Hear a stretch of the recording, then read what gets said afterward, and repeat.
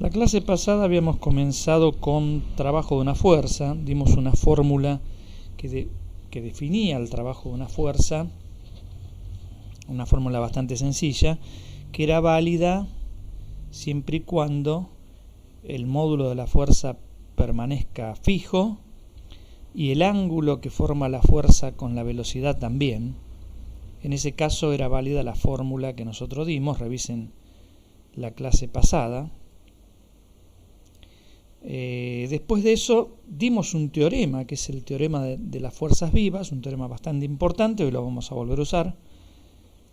Y ese teorema me relaciona el trabajo de la fuerza total, o sea, la fuerza total es la suma de todas las fuerzas, con la variación de la energía cinética, donde se definió la energía cinética como un medio de la masa por la velocidad al cuadrado.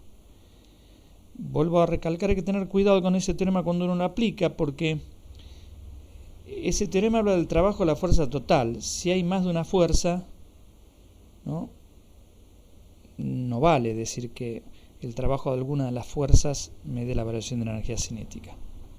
El trabajo de la fuerza total es lo que da eso. Bien, después analizamos un problemita sencillo, conceptualmente sencillo, que es una pelota arrojada al aire. Lo analizamos con cinemática y descubrimos con una formulita de cinemática que más de una vez usamos, que había una cantidad en ese problema que se mantenía fija. O sea, la pelota bajaba, subía, o sea, cambiaba de dirección, de velocidad, cambiaba la altura, obviamente, pero pese a eso había una cantidad que se mantenía fija, tenía una parte que era la energía cinética y tenía otra parte, esa cantidad, que la llamamos energía potencial gravitatoria, que era mg por la altura, la coordenada vertical. Esa era la energía potencial gravitatoria. Entonces, y después, bueno, habíamos agregado una fuerza al final de esa clase y vimos que si no había fuerza agregada, la energía mecánica, o sea, la cinética más la potencial gravitatoria, se mantenía fija. O sea, si uno hacía esa cuenta, un medio de m por b cuadrado más mg por la altura, en una posición, o sea, en una altura dada, le daba algo. Si hacía la misma cuenta en otra altura cualquiera, le daba lo mismo el número. Mientras que si uno ahora agrega una fuerza más, ya no le da lo mismo. Y ahí aparece que la energía en una posición menos la energía en otra posición es el trabajo de la fuerza que yo agrego. Bueno, y hoy vamos a continuar con esas cuestiones. Entonces, en principio definimos entonces ya formalmente a la energía mecánica como la energía cinética más la energía potencial gravitatoria más otros potenciales que pueden aparecer y que van a aparecer en este curso, pero no mucho más de un potencial más, porque nosotros trabajamos con la energía potencial gravitatoria y con la energía potencial elástica, que tiene esta expresión. No podemos deducir de dónde sale esto, porque para deducir esto se necesita análisis matemático. Pero nosotros en este curso vimos dos fuerzas. Una es la fuerza gravitatoria y esta es su energía asociada, así se dice.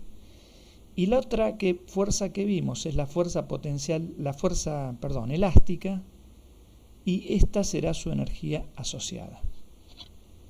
Así que si en un problema, además de la fuerza gravitatoria, hay fuerza potencial elástica, seguramente aparecerá en algún momento la energía potencial elástica. Entonces, la energía cinética más la potencial gravitatoria más la potencial elástica, eso va a ser lo que se defina como energía mecánica. ¿Está bien? Bien. Después, no lo definimos y lo vamos a definir ahora. Vamos a definir a fuerzas, qué es lo que se entiende por fuerzas conservativas y no conservativas. Bueno, a las fuerzas conservativas las vamos a llamar FC. Y esas fuerzas van a ser aquellas que no modifican el valor de la energía mecánica.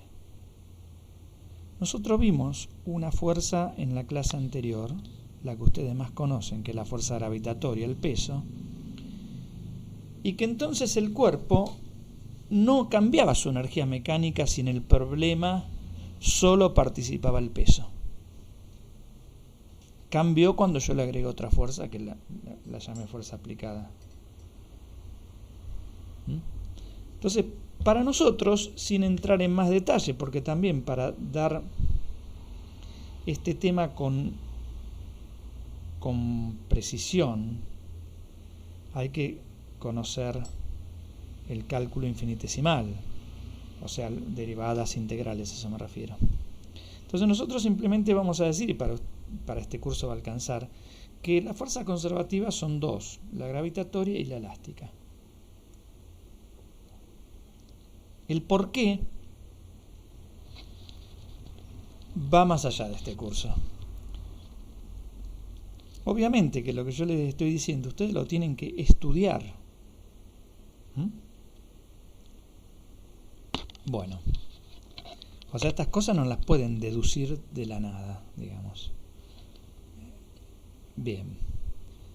Y después están las fuerzas no conservativas, que son, para este curso, la normal, la tensión, el rozamiento y fuerzas aplicadas externamente, que no sean la elástica y la gravitatoria, porque ya vimos que esas son conservativas.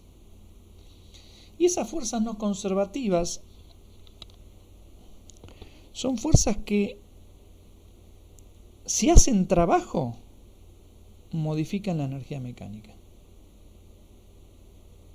Si no hacen trabajo, no la modifican, obviamente. Pero si hacen trabajo, la modifican. Pueden aumentar la energía mecánica del sistema o reducirla.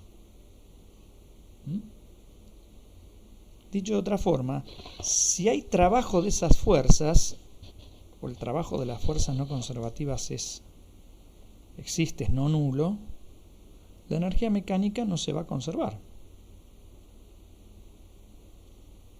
¿Está bien?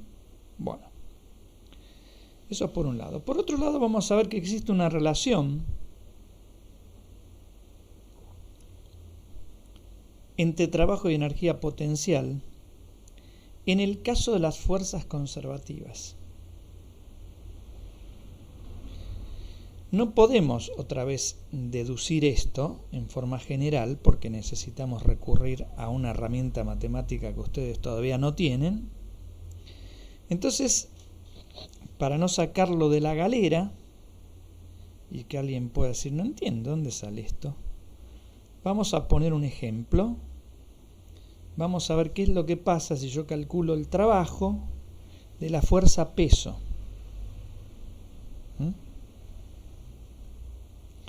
Ustedes tienen un ejercicio de este tipo en la guía. Entonces vamos a calcular el trabajo que hace el peso. Un ejemplo, ¿no? Cuando un móvil se mueve por más de un camino para ir desde A hasta B.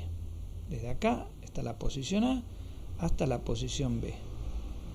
Y vamos a analizar cuánto vale ese trabajo yendo por tres caminos distintos. Uno es este camino,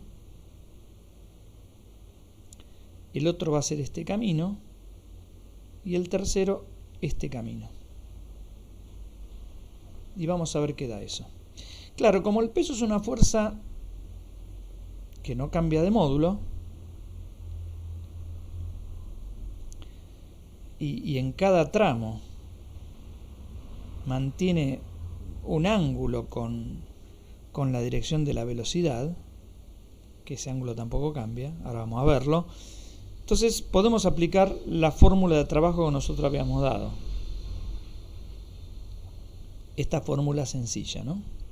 El trabajo de una fuerza cuando esa fuerza, o mejor dicho, el móvil donde ella se aplica, se desplaza entre A y B, es la fuerza por A por la distancia, B por el coseno del ángulo.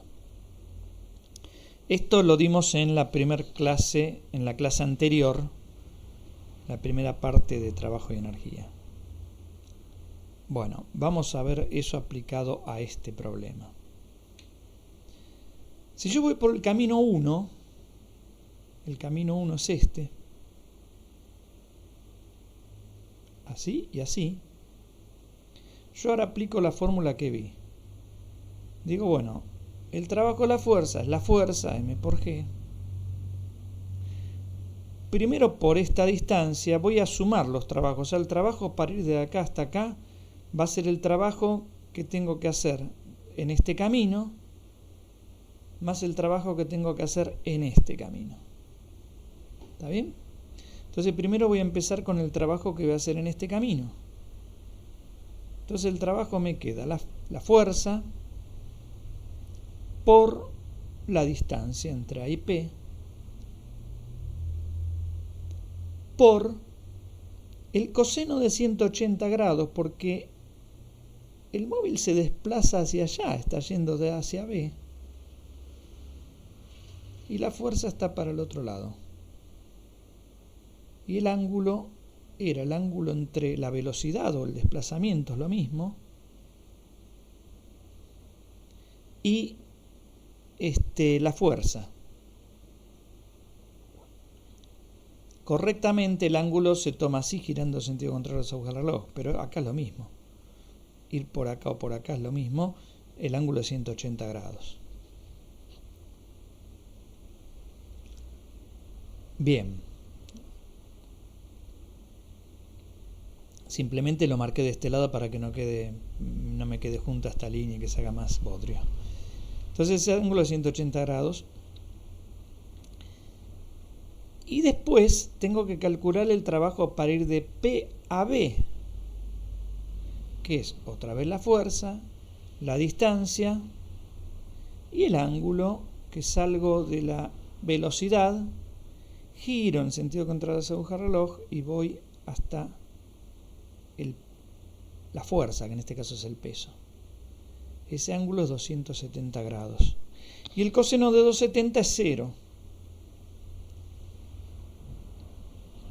Entonces todo este término desaparece y solamente me queda, como trabajo para ir entre A y B por este camino,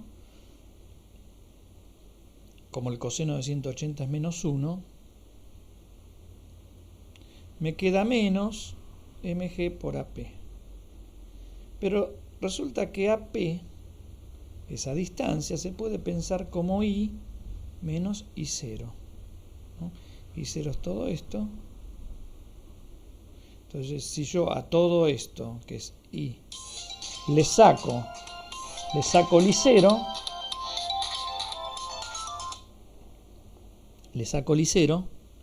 me queda ese trabajo. ¿Está bien? Bueno, vamos ahora a calcularlo, el trabajo, por otro camino. Por el camino 2, que une obviamente A con B. Bueno, ¿cómo hacemos eso? El procedimiento es exactamente el mismo. Es análogo, es parecido.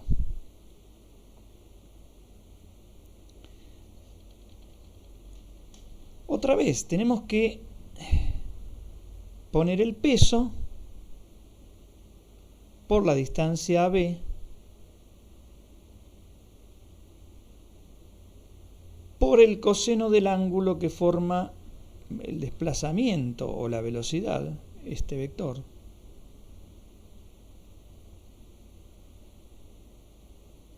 con el peso. Y fíjense que el ángulo es todo todo esto. Bien, O sea, 180 más beta es el ángulo, 180 más beta. Pero beta, como esto que está acá es un triángulo rectángulo, el ángulo recto está acá, ¿no? Beta es el complementario de alfa. O sea que beta es 90 menos alfa. En un triángulo rectángulo, si este es 30, este es 60, ¿no? Porque sumado con este me tiene que dar 90. Eso es ser el complementario. Entonces me queda al final 180 más 90 menos alfa. O sea, 180 más 90 es 270 menos alfa. Y bueno, y utilizando las identidades trigonométricas, el coseno de 270 menos alfa es menos el seno de alfa. O sea, menos el seno de alfa. Y adelante obviamente está esto.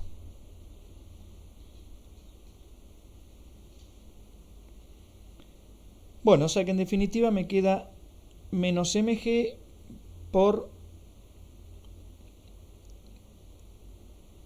Acá me queda AB, perdón, acá hay un error, ¿no? Esto es A, B. ¿Está bien? Por esta distancia, como dije antes, no es QB.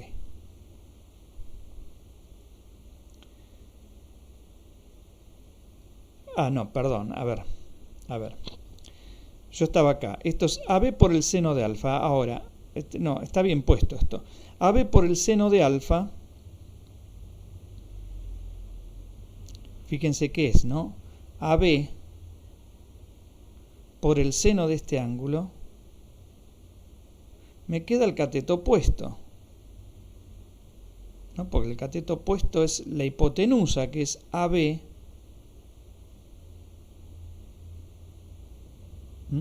La hipotenusa por el seno del ángulo. Entonces está bien. AB por el seno de alfa es QB. Esto.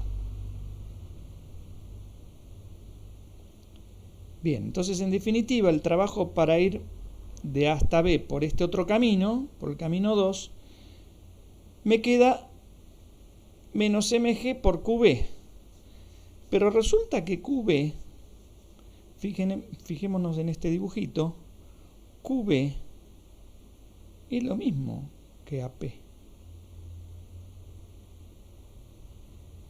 Entonces acá me queda menos mg al final por AP en vez de QB, ¿no? Bueno, y otra vez AP es I menos I0, o sea, esto. Y si uno calculase el tercer camino, o sea, por este camino, no hay ninguna diferencia en hacer esta cuenta, ir por este camino que ir por este. El procedimiento es el mismo. Tengo que ir por acá y después ir por acá. Bueno, si lo hacen, le da lo mismo que en el camino 1, que a su vez da lo mismo que en el camino 2. O sea, en todos los caminos, bueno, por lo menos en estos tres caminos, el trabajo de esa fuerza da exactamente lo mismo. Bueno, entonces lo ponemos el trabajo del peso, se puede escribir como menos, y acá estaba mg por i menos mg por i0, ¿no? Que es lo anterior, vuelvo a lo anterior. Esto, ¿no? Lo único que hice fue propiedad distributiva. El menos lo dejé afuera y me quedó mg por i, después menos mg por i0, con un menos afuera, que es lo que se ve acá, ¿no? El menos que queda afuera, mg por i menos mg por i0. Claro, como esta es la energía potencial gravitatoria, cuando estoy en la posición i, y esta también es la energía potencial gravitatoria, nada más que cuando estoy en otra posición, es una resta de energías potenciales gravitatorias, o sea, es una variación de la energía potencial gravitatoria. O sea, la diferencia de energía potencial gravitatoria en I menos la que tiene el móvil cuando está en I0 o pasa por I0. Entonces el trabajo de esta fuerza peso me da menos la variación de la energía potencial gravitatoria. Y como bien puse ahí, si uno apela a una matemática más avanzada,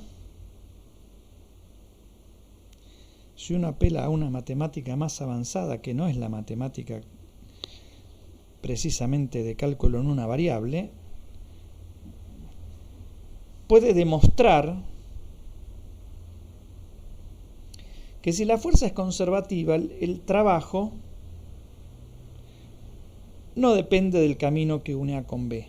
O sea, lo que estoy diciendo es que hay fuerzas que tienen ciertas particularidades del punto de vista matemático, que se escriben y esa escritura tiene ciertas propiedades matemáticas, tales que si uno calcula el trabajo no depende del camino. Puedo ir, vuelvo atrás, desde A hasta B, por este camino, por la diagonal, o por cualquier otro camino sinuoso que yo dibuje. Claro, si hago un camino sinuoso no vale más la fórmula esta que yo puse de trabajo, fuerza por distancia por el coseno del ángulo, porque eso era válido si el ángulo no cambiaba, ¿no? Por ejemplo. Bueno, por eso digo, apelando a matemática más avanzada se puede demostrar eso. Y lo que también se demuestra es que no solamente esto de que el trabajo de una fuerza como el peso, que es conservativa, se puede escribir como menos la variación de su energía potencial, sino que eso vale para cualquier fuerza conservativa. O sea, si yo en vez de poner el peso mg pongo otra fuerza conservativa, por ejemplo la elástica, también se puede, su trabajo obviamente no depende del camino como antes, y se puede escribir como menos la variación de una energía potencial, en este caso elástica, que nosotros ya la definimos, ¿no? Está acá arriba, a ver, acá está. Esta es la energía potencial elástica. Después vamos a hacer ejercicios. La próxima clase vamos a hablar más de ella, pero por ahora no. Así que la dejamos ahí en suspenso.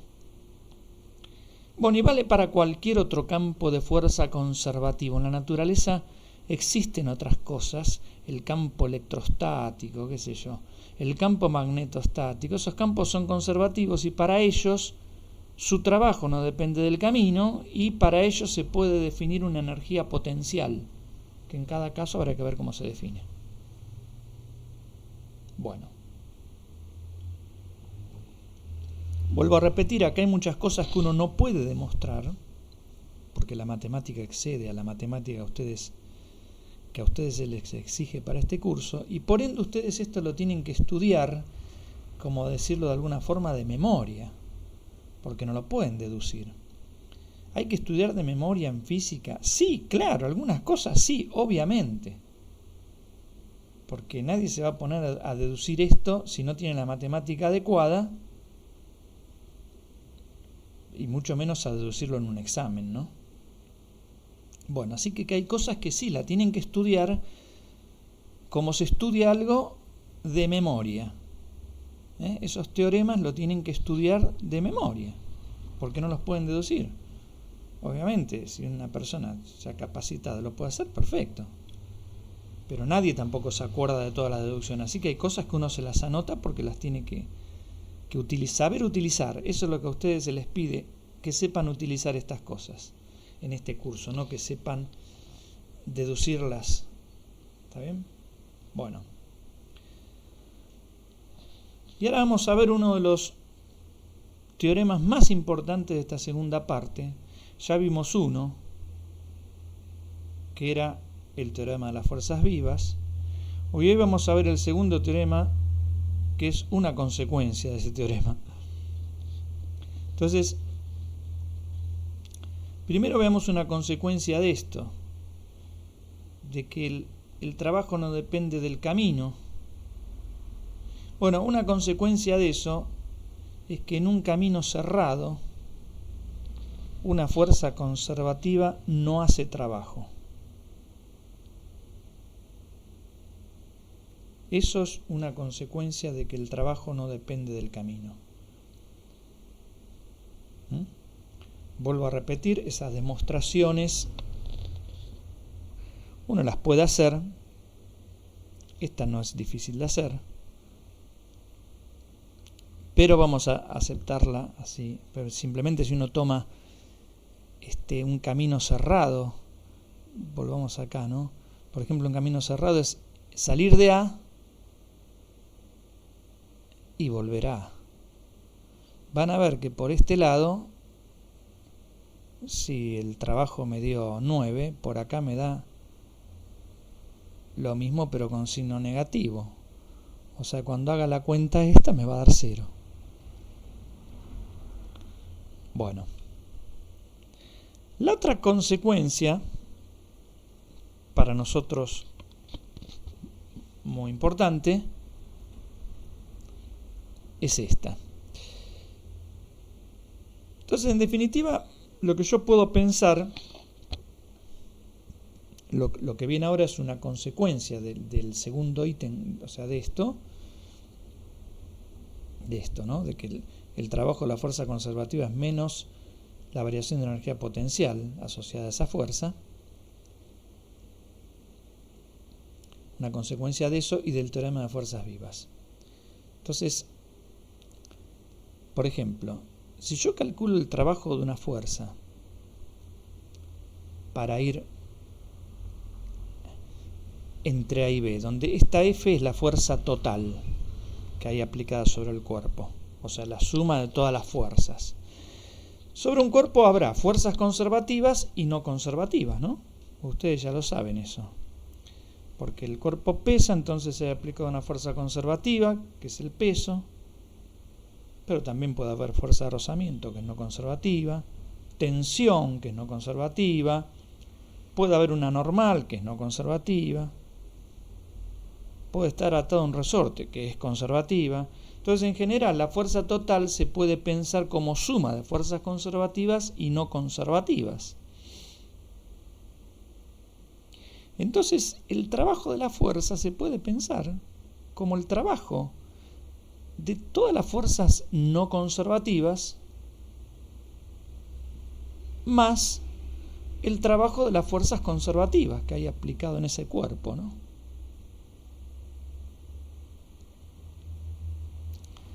Ahora, si esta es la fuerza total, el teorema de fuerzas vivas me dice que el trabajo de la fuerza total es la variación de la energía cinética.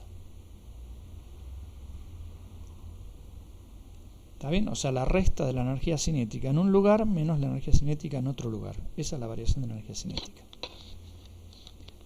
Pero el ítem 2 que vimos recién, esto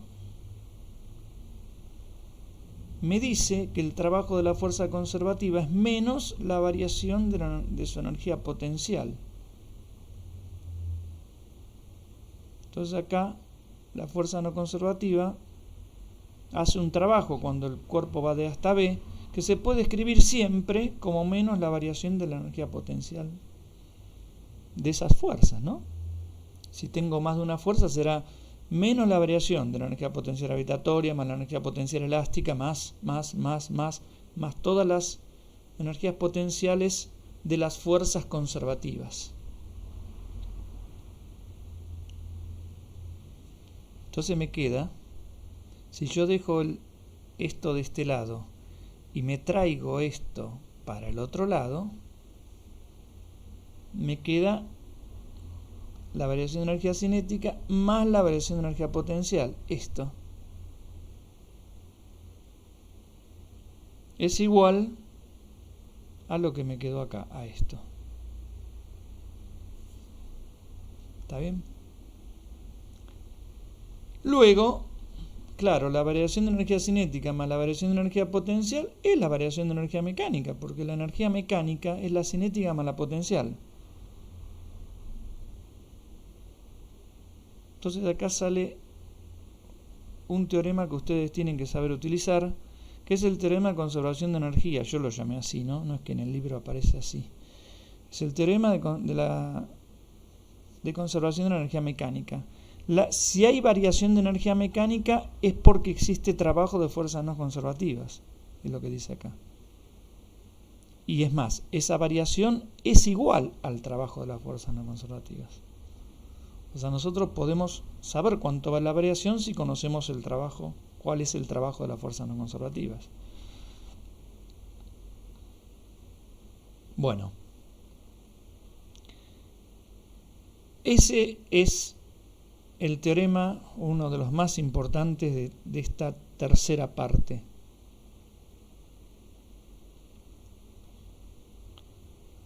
¿No? Bueno. Vamos a un ejemplo para aplicar el teorema. Y nada, vamos a ver que es bastante fácil de aplicar. Entonces en este ejemplo hay un bloque, una masa de 4 kilos que se desplaza por esta loma, que está compuesta por estos, si quieren, planos inclinados, ¿no? ¿Qué sé yo? Se desplaza, llega acá, sigue viaje y atraviesa toda esta zona con rozamiento. Bueno, acá están los datos, la altura donde es lanzada, cuánto vale la distancia CD y cuánto vale el mu dinámico, que es 0,35. Dice, ¿se conserva la energía mecánica? Bueno, y después les pregunto, calcular con qué velocidad el bloque pasa por la posición D. Y por último, para calcular la velocidad con que el bloque pasa por D, se puede recurrir a las ecuaciones dinámicas. Bueno, o sea, la segunda ley de Newton. Eso es lo que estoy preguntando. Bueno, empecemos por la primera. ¿Se conserva la energía mecánica? ¿Y qué es lo que dice el teorema? Que si hay una variación de energía mecánica es porque hay trabajo de fuerzas no conservativas. Si no hay trabajo, la energía se conserva. ¿Cuáles son las fuerzas no conservativas en todo este tramo? Rozamiento no hay, porque si no se marca así con estas líneas. No hay rozamiento acá. Bueno, ¿qué otra fuerza no conservativa existe para ustedes? La normal. ¿Cuánto vale el trabajo de la normal? Y es la normal por lo que recorre, así en este tramo, ¿no? Porque después acá es otro recorrido, es una cosa curva. Bueno, la normal por lo que recorre, por el coseno del ángulo, pero el ángulo siempre es 90 grados. Ya sea que el cuerpo esté acá, la normal está a 90 grados del camino.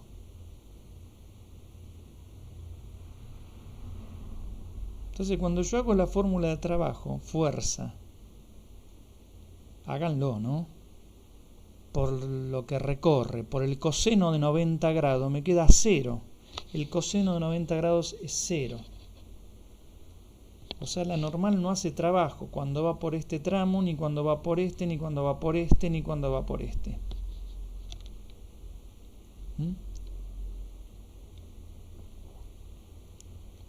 Aviso que para este curso de esta primer física, la normal nunca hace trabajo. Y recalco, para este curso, ¿puede la normal hacer trabajo? Sí. Pero para este curso, para nosotros, no. No va a hacer trabajo. ¿Está bien? Bueno. Entonces, claro, si entre A y C existe fuerza no conservativa, pero no hace trabajo, entonces no molesta. Si no hace trabajo, no molesta. La energía se conserva. Entonces, desde A hasta C, la energía se conserva, porque el trabajo de la normal es 0. Y desde C hasta D, no, porque acá hay trabajo, que después lo vamos a calcular. ¿Qué es esto que está acá? El trabajo, la fuerza de rozamiento. Es la fuerza de rozamiento por la distancia CD, por el coseno del ángulo. El cuerpo viaja para allá y la fuerza de rozamiento siempre contraria al deslizamiento. Va para allá, en este caso. Entonces acá, en este caso, es 180 grados. O sea que esto le da algo que no es cero, ¿no? Bueno, ahora lo vamos a... hacemos la cuentita. Me queda la fuerza de rozamiento dinámica, me queda el mu por la normal, pero el mu vale 0,35. La normal, en este problema donde el cuerpo se desliza por una superficie horizontal, la normal es el peso. O sea que me queda la masa, que es 4 kilos, por 10, que es G, me queda 40. Y esta es la normal. La normal son 40 newton, el coeficiente de rozamiento es 0,35. Y esta es la distancia AB, que son 20 metros. Y el coseno de 180 es menos 1. Entonces este trabajo vale menos 280 joules. Negativo. Ojo, el trabajo tiene signo, como todo lo que hay en física. Y lo que está diciendo es que la fuerza de rozamiento se opone a que esto avance. Eso es lo que está diciendo el signo menos. La fuerza de rozamiento le está quitando energía mecánica al sistema.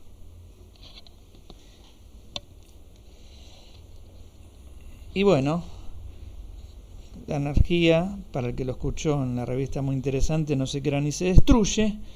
Acá no se destruye la energía. Digo esto porque más de una vez alguien lo preguntó. ¿Se pierde 280 joules? ¿Cómo puede ser que se pierda? La energía no se pierde. No, no se pierde. Lo que pasa es que se pierde 280 joules de energía mecánica. Pero la energía... La energía no solamente es mecánica. Acá estos 280 joules se transforman en energía térmica porque este cuerpo cuando roza contra el piso se caliente, pierde velocidad. ¿Está bien? Entonces lo que hace esto es que se pierda energía mecánica, que obviamente se va a transformar en 280 joules de energía térmica, pero en este curso nosotros la energía térmica es un tema que no vemos, eso lo ven en termodinámica. Bueno, o sea que para nosotros se perdió energía. Bien, entonces claro, entre C y D la energía no se conserva, porque hay una fuerza no conservativa que hace trabajo. Bien, esa es la primera pregunta. La segunda pregunta es calcular con qué velocidad el bloque pasa por la posición D, por acá. Bueno, voy a utilizar el teorema de conservación de la energía, que me dice que la variación de energía mecánica, o sea, la energía mecánica final, la que tiene el cuerpo cuando está en la posición D, menos la que tiene acá arriba, es el trabajo de la fuerza no conservativa, algo que ya calculamos.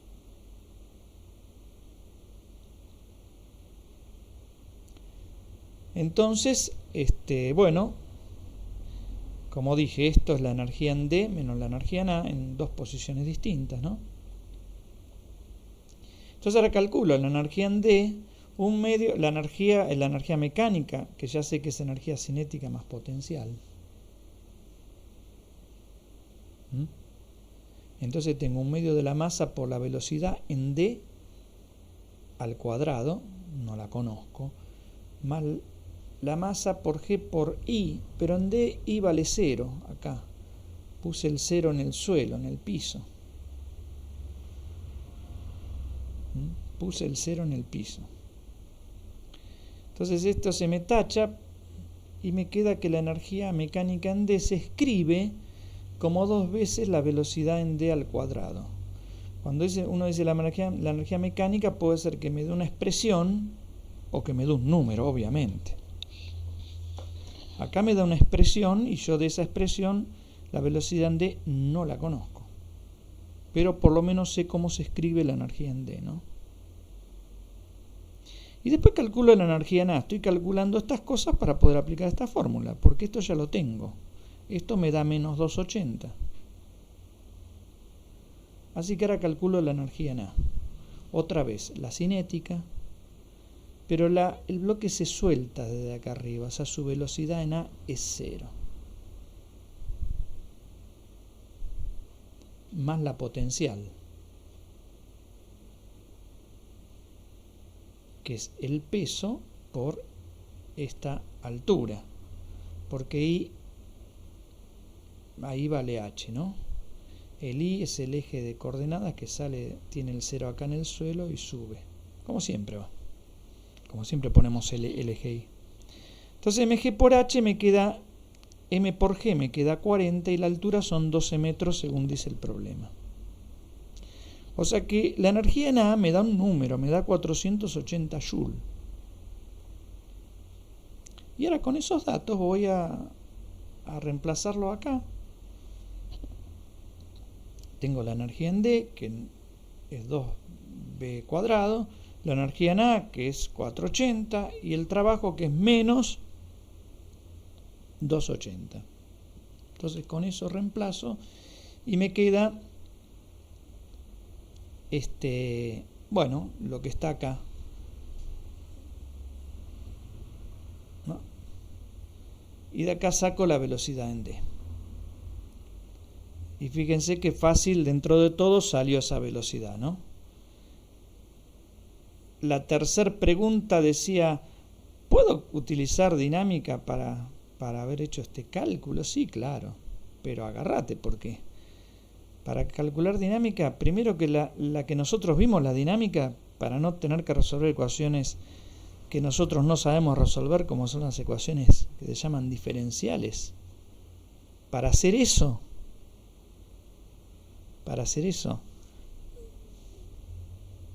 nosotros tenemos que, calcular en este tramito la aceleración, la velocidad inicial, con la aceleración saco la velocidad final. Eso depende de cuán inclinado esté esta porción de plano inclinado. La velocidad final que saco de ese primer problema es la velocidad inicial para el segundo problema, donde en el segundo problema todas las fuerzas cambiaron, porque la normal acá apuntaba en una dirección, acá apunta en otra, y acá apunta en otra. Entonces, una vez que resuelvo el segundo problema, saco la velocidad en este punto, que es la velocidad inicial del tercer problema, donde el tercer problema es otra vez, hay que escribir todas las ecuaciones dinámicas para este plano que tiene otra inclinación, diferente a la de este, diferente a la de este. Y con eso calculo la velocidad con la que llega acá.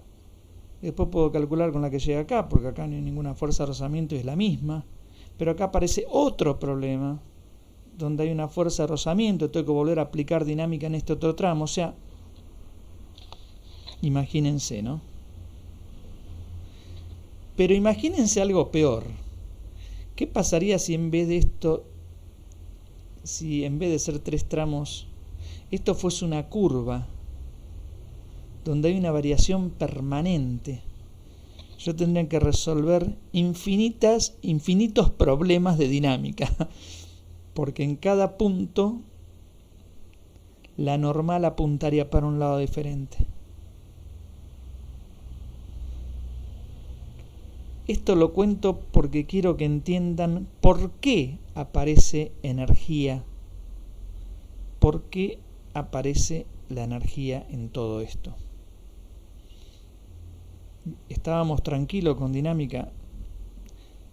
Sí, pero como se pueden dar cuenta, hay problemas que se resuelven muchísimo más fáciles, infinitamente más fáciles.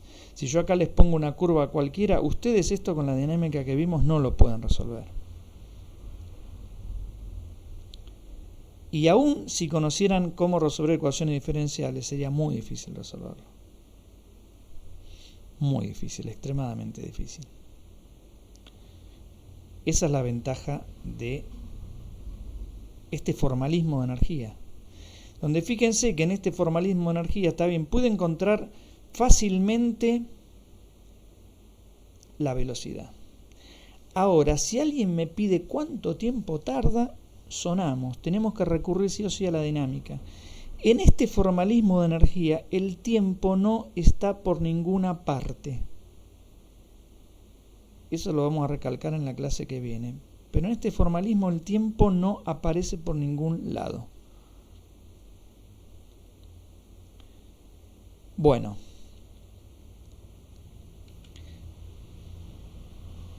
Por último vamos a dejar un problema para que ustedes lo vean. Intenten hacerlo. Y este problema lo vamos a hacer la clase que viene, que como siempre va a estar subida en el YouTube. O sea, la clase que viene se va a iniciar con la resolución de este problema. Que es que yo tiro una masa para este lado y este lado llega hasta el infinito. O sea, la masa podría subir indefinidamente, en algún momento llegará a la altura máxima y volverá a caer y pasará por acá por la loma. Entonces lo que se pide es, primer punto, ¿qué velocidad hay que darle a este móvil como mínimo para que atraviese la loma esta? Y esa primera pregunta es la más importante de todo el ejercicio. La segunda pregunta es lo mismo que vimos antes. Una vez que uno tiene eso, puede calcular la velocidad en otro lado. Bueno, les voy a dar una pista para el que lo quiera empezar a encarar, y si no, espere la clase que viene. Pero lo que se pide acá es qué velocidad yo le tendría que dar para que esto atraviese la loma. Bueno, alcanzaría con calcular la velocidad que necesita para llegar al borde de arriba de todo de la loma. Para llegar justo, o sea, para llegar con velocidad cero. Para llegar con velocidad cero. Esa velocidad que yo le tengo que dar, no importa si es para allá o para allá, porque cuando ustedes hagan estas cuentas no entra la velocidad, entra la velocidad al cuadrado. O sea, si es negativa o positiva, no interesa. Bueno, ese valor de velocidad que yo le tengo que dar para que llegue acá arriba y se detenga, es lo que me están preguntando, la velocidad mínima. O sea, la velocidad mínima es la velocidad que le tengo que dar acá para que llegue acá arriba con velocidad cero. Y ya con eso ustedes lo pueden plantear. Porque tienen la energía mecánica cuando está acá arriba, que es solamente potencial porque su velocidad es cero. Y la potencial la conocen porque es el peso por esta altura. Entonces tienen la energía acá. Y pueden escribir la energía mecánica cuando el cuerpo está acá abajo. Porque acá abajo no tiene energía potencial, tiene solo cinética, que vale 1/2 de la masa por esta velocidad que ustedes tienen que averiguar. 1/2 de la masa por esto al cuadrado. Entonces, cuando apliquen el teorema de conservación de energía, les va a quedar la energía acá, que es un número, menos la energía acá, que tiene una sola incógnita, la velocidad que ustedes necesitan calcular, es igual al trabajo de la fuerza de rozamiento, que ya también lo saben calcular. Entonces, de esa cuenta sacan la velocidad mínima. Bueno, intenten hacerlo. Por ahora nada más. La clase que viene continuaremos con esto, resolviendo este problema primero, Y vamos a hablar un poco del potencial elástico y retomamos un poco lo de choque, ahora en el contexto de la energía. Bueno, por ahora nada más que esto.